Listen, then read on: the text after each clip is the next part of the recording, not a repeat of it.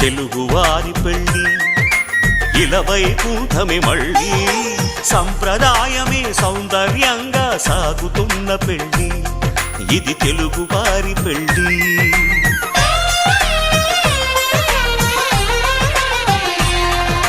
తెలుగువారి పెళ్ళి ఇలవైకుంఠమే మళ్ళీ